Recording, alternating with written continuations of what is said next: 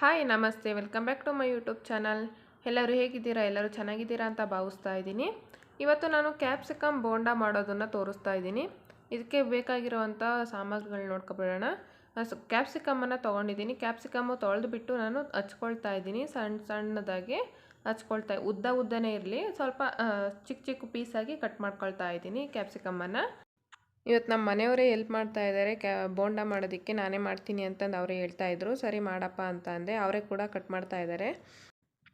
ಚಿಕ್ಕದಾಗಿ ಕಟ್ ಮಾಡ್ತಾಯಿದ್ರು. ಉದ್ದ ಪೀಸೇ ಸ್ವಲ್ಪ ಚಿಕ್ಕದಾಗಿರಲಿ ಅಂತ ಕಟ್ ಮಾಡ್ತಾ ಇದ್ದಾರೆ. ಒಳಗಡೆ ಬೀಜ ಎಲ್ಲ ಇರುತ್ತಲ್ವ, ಅದನ್ನೆಲ್ಲ ತಕ್ಕೊಂಡು ಒಂದು ಸೈಡ್ ಪ್ಲೇಟಲ್ಲಿ ಇಟ್ಕೊಳ್ತಾ ಇದ್ದಾರೆ. ನಿಮ್ಗೆ ಯಾವ್ಯಾವ ಸೈಜ್ ಬೇಕೋ ಆ ಥರ ಕಟ್ ಮಾಡ್ಕೋಬೋದು.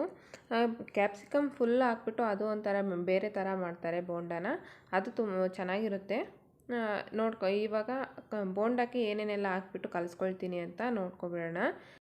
ಕ್ಯಾಪ್ಸಿಕಮ್ ಎಲ್ಲ ಹಚ್ಬಿಟ್ಟು ಸೈಡಲ್ಲಿ ಇಟ್ಕೊಂಡಿದ್ದೀನಿ. ಈಗ ಒಂದು ಬಟ್ಲಿಗೆ ನಾನು ಕಡಲೆ ಹಿಟ್ಟನ್ನು ಹಾಕ್ಕೊಳ್ತಾ ಇದ್ದೀನಿ. ಕಡಲೆ ಹಿಟ್ಟನ್ನು ಹಾಕ್ಕೊಂಡು ಅದಕ್ಕೆ ಏನೇನು ಬೇಕೆಲ್ಲ ತೋರಿಸ್ತೀನಿ. ಎಷ್ಟು ಬೇಕೋ ಅಷ್ಟು ಕಡಲೆ ಹಿಟ್ಟನ್ನು ಹಾಕ್ಕೊಂಡಿದ್ದೀನಿ. ಕಡಲೆ ಹಿಟ್ಟು ಹಾಕ್ಕೊಂಡು ಅದಕ್ಕೆ ಜೀರಿಗೆನ ಹಾಕ್ಕೊಳ್ತಾ ಇದ್ದೀನಿ. ಜೀರಿಗೆನ ಸ್ವಲ್ಪ ಒಸಕಿ ಬಿಟ್ಟು ಹಾಕ್ಕೊಂಡ್ರೆ ಚೆನ್ನಾಗಿರುತ್ತೆ ಟೇಸ್ಟು. ಅದ್ರ ಘಮ ಬರ್ತಾ ಇರುತ್ತೆ. ಮತ್ತು ಅಚ್ಕಾರದ ಪುಡಿ ತೊಗೊಂಡಿದ್ದೀನಿ, ಅಚ್ಕಾರದ ಪೌಡರ್ ಮತ್ತು ಗರಂ ಮಸಾಲೆ, ಸ್ವಲ್ಪ ರುಚಿಗೆ ತಕ್ಕಷ್ಟು ಉಪ್ಪು. ನಿಮ್ಮ ಖಾರಕ್ಕೆ ತಕ್ಕನಾಗೆ ಹಾಕೊಳ್ರಿ ಖಾರದ ಪುಡಿನ. ಮತ್ತು ಸೋಡಾ ಹಾಕ್ಕೊಳ್ತಾ ಇದ್ದೀನಿ. ಅವ್ರು ಒಂದು ಸ್ಪೂನ್ ತೊಗೊಬಿಟ್ಟಿದ್ರು, ನಾನು ಅದರಲ್ಲಿ ಅಷ್ಟೊಂದು ಬೇಡ ಅಂತ ಸ್ವಲ್ಪ ಹಾಕ್ಕೊಂಡೆ. ಮತ್ತು ಪುದೀನ ಸೊಪ್ಪು ಮತ್ತು ಕೊತ್ತಂಬರಿ ಸೊಪ್ಪನ್ನು ಹಾಕ್ಕೊಂಡಿದ್ದೀನಿ. ಇದ್ದರೆ ನಿಮಗೆ ಕರಿಬೇವನ್ನು ಹಾಕ್ಕೊಳ್ರಿ. ನಾನು ಅರ್ಧ ಹೋಳನ್ನು ನಿಂಬೆಹಣ್ಣಿನ ರಸನ ಹಾಕ್ಕೊಳ್ತಾ ಇದ್ದೀನಿ. ಅರ್ಧ ಹೋಳು ಫುಲ್ ಹಾಕ್ಕೊಳ್ತಾ ಇದ್ದೀನಿ. ಮತ್ತು ಇದಕ್ಕೆ ಅಕ್ಕಿ ಹಿಟ್ಟನ್ನು ಹಾಕ್ಕೊಂಡಿದ್ದೀನಿ. ಸ್ವಲ್ಪ ಎಷ್ಟು ಬೇಕೋ ಅಷ್ಟು ನೀರನ್ನು ಬೆರೆಸ್ಕೊಂಡು ಕಲಿಸ್ಕೊಳ್ರಿ. ಸ್ವಲ್ಪನೇ ಹಾಕ್ಕೊಂಡು ಕಲಿಸ್ಕೊಳ್ರಿ, ಇಲ್ಲ ಗಂಟಾಗುತ್ತೆ ಹಿಟ್ಟು. ನಾನು ಇವಾಗ ಹಾಕ್ತೀನಿ ನೋಡಿ ಅಕ್ಕಿ ಹಿಟ್ಟನ್ನು. ಮರ್ತೋಗ್ಬಿಟ್ಟಿದ್ದೆ ಆವಾಗ ಕಲಿಸ್ಕೋಬೇಕಾದ್ರೆ, ಸ್ಟಾರ್ಟಿಂಗ್ ಹಾಕ್ಬೇಕಾದ್ರೇ. ಉಪ್ಪು ಹಾಕಿದ್ನಲ್ಲ, ಅದೇ ಸ್ಪೂನಲ್ಲಿ ಒಂದು 4 ಸ್ಪೂನು ಅಕ್ಕಿ ಹಿಟ್ಟನ್ನು ಹಾಕ್ಕೊಂಡಿದ್ದೀನಿ. ಅಕ್ಕಿ ಹಿಟ್ಟು ಹಾಕೊಂಡಾಗ ಗರಿಯಾಗಿ ಬರುತ್ತೆ, ಚೆನ್ನಾಗಿರ್ತವೆ. ಸ್ವಲ್ಪ ನೀರು ಹಾಕ್ಕೊಂಡು ಕಲಿಸ್ಕೊಳ್ರಿ.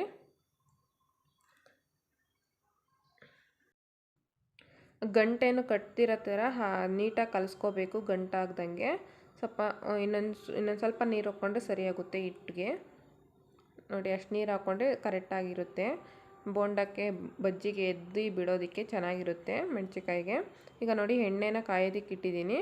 ಈ ಕಡೆ ಕಲಸಿರೋ ಅಂಥದ್ದು ಕಡಲೆ ಹಿಟ್ಟು ಮತ್ತು ಕ್ಯಾಪ್ಸಿಕಮ್ ಎರಡೂ ಇಲ್ಲಿದೆ. ನಾನು ಎಣ್ಣೆ ಕಾದೈತೋ ಇಲ್ಲ ಅಂತಂದು ಸ್ವಲ್ಪ ಕ್ಯಾಪ್ಸಿಕಮ್ ಪೀಸನ್ನು ಹಾಕ್ತಾಯಿದ್ದೀನಿ ಕಡಲೆ ಹಿಟ್ಟಲ್ಲಿ ಎದ್ದುಬಿಟ್ಟು. ಇನ್ನೂ ಸ್ವಲ್ಪ ಕಾಯಬೇಕು ಎಣ್ಣೆ, ಹಾಗೆ ಬಿಟ್ಟಿದ್ದೀನಿ. ಈಗ ಕಡಲೆ ಹಿಟ್ಟಿಗೆ ನಾನು ಬೆರೆಸ್ಕೊಂಡಿರೋ ಕಡಲೆ ಹಿಟ್ಟಿಗೆ ಹಚ್ಕೊಂಡಿರ್ತೀವಲ್ಲ ಕ್ಯಾಪ್ಸಿಕಮ್ಮ, ಅದನ್ನ ಹಾಕ್ಕೊಳ್ತಾ ಇದ್ದೀನಿ. ಈಗ ಸರಿಯಾಗಿ ಕಾದಿದೆ ಎಣ್ಣೆ. ಕಾದಿರೋ ಎಣ್ಣೆಗೆ ಕ್ಯಾಪ್ಸಿಕಮ್ಮನ್ನು ಕಡಲೆ ಹಿಟ್ಟಲ್ಲಿ ಎದ್ದುಬಿಟ್ಟು ಎಣ್ಣೆಗೆ ಬಿಟ್ಟು ಒಂದು 2 ನಿಮಿಷ ಹಾಗೆ ಬಿಡಬೇಕು. ಸ್ವಲ್ಪ ಏನು ತಿರುಗಬಾರ್ದು, ಮೇಲ್ಗಡೆ ಎತ್ತಾಕೋದು ಆ ಥರ ಮಾಡಬೇಡ್ರಿ. ಎಣ್ಣೆಗೆ ಬಿಟ್ಟ ಮೇಲೆ ಒಂದು 2 ಸೆಕೆಂಡ್ ಹಾಗೇ ಇರಬೇಕು. ಅದಾದ ನಂತರ ಒಂದು 2-3 ಸೆಕೆಂಡ್ ಆದಮೇಲೆ ನಾವು ತೆಗೆದು ಹಾಕಬೇಕು. ಚೆನ್ನಾಗಿ ಬೇಯಿಸ್ಕೋಬೇಕು. ಒಂದು ಬ್ರೌನ್ ಕಲರ್ ಬರೋ ಥರ ಚೆನ್ನಾಗಿ ಬೇಯಿಸ್ಕೊಳ್ರಿ. ನೋಡಿ, ಈ ಥರ ಬ್ರೌನ್ ಕಲರ್ ಬರಬೇಕು. ಆಗಲೇ ಬೆಂದಿದೆ ಅಂತ ಗೊತ್ತಾಗುತ್ತೆ. ಕ್ಯಾಪ್ಸಿಕಮ್ ಎಲ್ಲ ಚೆನ್ನಾಗಿ ಬೇಯಬೇಕು. ದಪ್ಪ ಬೇರೆ ಕಟ್ ಮಾಡ್ಕೊಂಡಿರ್ತೀವಲ್ಲ, ಹಾಗಾಗಿ ಚೆನ್ನಾಗಿ ಬೇಯಿಸ್ಕೊಳ್ರಿ. ಈಗ ಆಗಿದೆ, ಪ್ಲೇಟಿಗೆ ಸರ್ವ್ ಮಾಡ್ಕೊಳ್ಳೋಣ. ಇನ್ನೂ ಯಾರೆಲ್ಲ ನನ್ನ ಚಾನಲ್ನ ಹೊಸದಾಗಿ ನೋಡ್ತಾ ಇದ್ದೀರಾ, ನೋಡ್ತಾ ಇದ್ದೀರಾ, ಸಬ್ಸ್ಕ್ರೈಬ್ ಮಾಡಿಕೊಂಡು ನೋಡಿ. ಬೋಂಡ ಎಲ್ಲ ರೆಡಿಯಾಗಿದೆ, ಈ ರೀತಿ ಬಂದಿದೆ. ತುಂಬಾ ಚೆನ್ನಾಗಿತ್ತು ಟೇಸ್ಟು. ನೀವು ಕೂಡ ಒಂದ್ಸಲ ಟ್ರೈ ಮಾಡಿ ನೋಡಿ ಹೇಗಿದೆ ಅಂತ ಕಮೆಂಟ್ ಬಾಕ್ಸಲ್ಲಿ ಕಮೆಂಟ್ ಮಾಡೋದನ್ನು ಮರಿಬೇಡಿ. Thank you.